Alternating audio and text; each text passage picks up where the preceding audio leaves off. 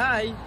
Today, we talk about what is multimedia and what is the purpose of multimedia in education. First, what is multimedia? Multimedia is the integration of multiple forms of media to deliver information or entertainment. Instead of relying on just one channel, like plain text, it combines various elements into a single cohesive experience. Generally, we have 5 core elements, such as text, graphics, audio, video, and animation.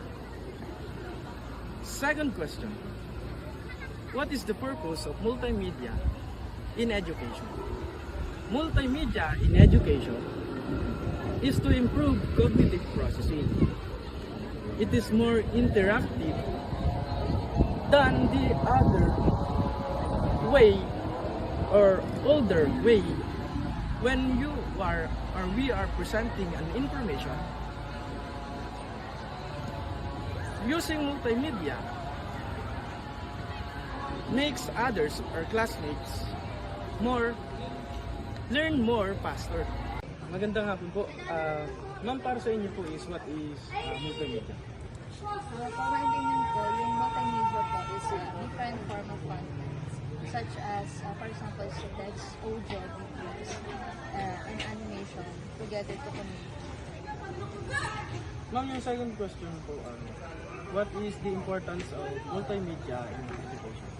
Yung importance po ng multimedia is mas nakakawili po siya, tsaka mas na-engage po yung mga students to learn kasi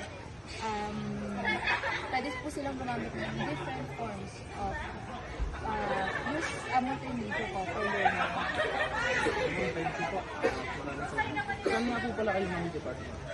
Sa CCJA po, College of Criminal Justice Education.